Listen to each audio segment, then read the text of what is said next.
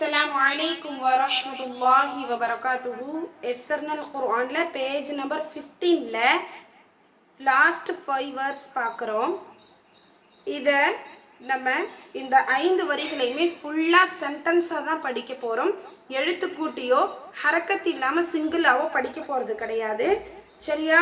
நல்லா ப்ராக்டிஸ் பண்ணி பாடம் போடுங்க. நம்ம நல்லா படிக்கணும்னா அதிகமாக பயிற்சி தான் முக்கியம். சரியா? பாருங்க, தாவத் தஸ்மியா சொல்லலாமா? அஊது பில்லாஹி மினஷ் ஷைத்தானிர் ரஜீம். பிஸ்மில்லாஹிர் ரஹ்மானிர் ரஹீம். பாருங்க, பசி திசு ஜுஃபா ஹதி ஹிது சுதா ஷதி. இப்ப பாருங்க, இதுக்கு மேல 2 நுக்தா கொடுத்திருக்காங்க. நுக்தானா என்ன? புள்ளிகள் என்று அர்த்தம். இப்போ இந்த நுக்தா இல்ல அப்படின்னா இது ஹா. இதுவே இது மேல 2 நுக்தா இருந்தா அதுதான் தா. இப்போ நம்ம இங்க எப்படி படிக்கிறோம்? ஷதி சீதோ சுதா ஈசா ரிசு ஃபுசி. நெக்ஸ்ட் வேர்ஸ் பாருங்க.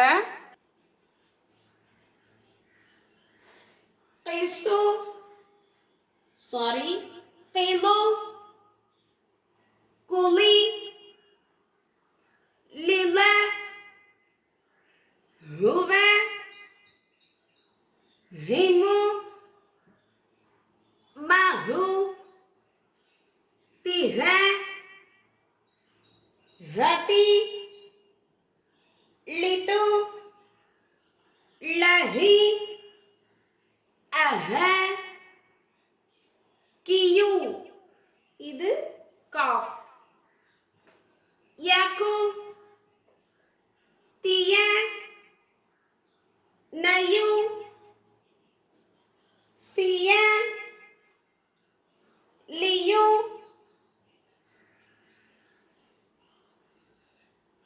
இங்க வந்து லாம்க்கு கீழே ஜேர் கொடுத்துருக்காங்க. இது அலிஃப் கிடையாது. எப்பொழுதுமே நீங்க விளங்கிக்கணும். ரைட் சைடு வந்துச்சுன்னா அது லாம், லெஃப்ட் சைடு வந்தா அலிஃப் அப்படிங்கிறத நல்லா கவனிச்சு நம்ம படிக்கணும். ஸோ இது என்னது? லியு பிஇ